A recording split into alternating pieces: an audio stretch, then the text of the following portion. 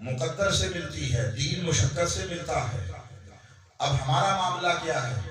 آپ انبیاء کو دیکھیں، کوئی نبی دکھائیں جس نے دین کے لیے مشقت نہ کی ہو، اذیتیں نہ اٹھائی ہو، قربانیاں نہ دی ہو، ستایا نہ گیا ہو، جھٹلایا نہ گیا ہو۔ کوئی ایک نبی دکھائیں، آدم سے مصطفیٰ تک صلی اللہ علیہ وسلم، کوئی نبی ایسا نہیں جو مشقت، اذیت اور محنت اور ایذا رسانی کے راستوں سے نہ گزرا ہو۔ دین مشقت سے ملتا ہے، دنیا مقدر سے ملتی ہے، جس کو جتنا چاہے دے دے۔ فرعون ہو، قارون ہو، نمرود ہو، انہوں نے محنت نہیں کی تھی، وہ اہل حق کے لیے آزمائش بنائے گئے تھے، آزمائش۔ آج بھی ایسا ہی ہے، آپ کا بیٹھے بٹھائے پرائز پوائنٹ نکل آئے، مشقت تو نہیں ہوتی نا، مشقت نہیں ہوتی، مگر دین ہمیشہ مشقت سے ملتا ہے۔ ہمارا المیہ یہ ہے، جو شے مشقت سے ملتی ہے اس کو مقدر پر چھوڑ دیا ہے، اور جو شے مقدر سے ملتی تھی اس کے لیے دن رات مشقت کر کے ہلکان ہوئے جاتے ہیں، راتوں کو جاگتے ہیں، 2 نوکریاں کرتے ہیں، 3 شفٹیں لگاتے ہیں، سارا بولی ایسا ہوتا ہے یہ نہیں ہوتا۔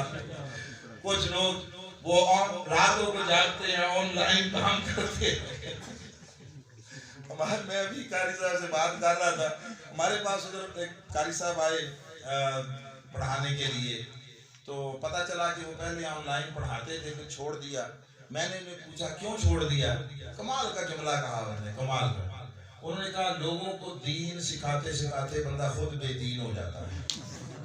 ساری رات پڑھاتے ہیں، 2 بجے 3 بجے فارغ ہوتے ہیں، اب فجر 2 گھنٹے کے فاصلے پر ہوتی ہیں تو کبھی نہیں پڑھی، اور تو کون 2 گھنٹے جاگے گا؟ پھر فجر کا وقت شروع ہوگا، اپنی بھی پڑھنی ہے تو وقت داخل ہونے کے بعد ہی پڑھیں گے نا۔ اب رات 12 بجے فجر تو نہیں پڑھ سکتے تھا، تو وہ کہتے ہیں کہ وہ پھر 2 بجے فارغ ہوتے ہیں، کیونکہ وہ یورپ کے والوں کے ٹائم کو مینیج کرنا ہوتا ہے۔ 2 بجے پڑھا کر فارغ ہوئے، اللہ خیر صلی اللہ سوئے، اور پھر کوئی 9 بجے اٹھا، کوئی 12 بجے اٹھا، پھر دل کے ٹکڑے ہزار ہوئے، کوئی یہاں گرا کوئی وہاں گرا، یہ صورتحال۔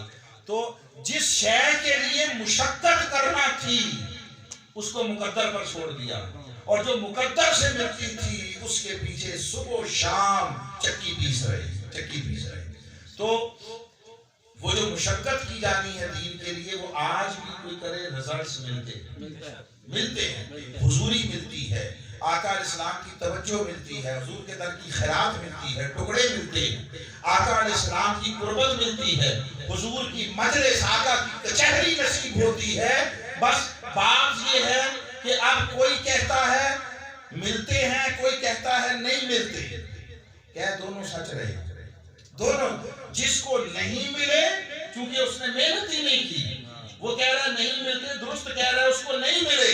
جس پر پردے اٹھ گئے اور فاصلے مٹا دیے گئے اور جس کو دکھا دیا گیا، وہ پکارتے ہیں لوگوں تم گئی صدیوں کی کیا بات کرتے ہو، آج بھی اسی طرح دکھائی دیتی ہے۔ آج یہ جدا بات جو تک لیتا ہے سن لے یہ بات، وہ چپ ہو جاتا ہے۔ رؤیت کا نتیجہ حیرت ہوتی ہے، دیکھ لینے کا نتیجہ حیرت ہوتی ہے۔ وہ تاجدار گولڑا سے کسی نے پوچھا کہ آپ نے دیکھا، بتائیں کیا دیکھا، کیسا دیکھا؟ جب اصرار کیا تو انہوں نے کہا کوئی مثل نہیں بولن دی، چپ کر مہر علی اتھے جا نہیں بولن۔ جو تک لیتا ہے وہ چپ ہو جاتا ہے، خاموش ہو جاتا ہے، گم ہو جاتا ہے۔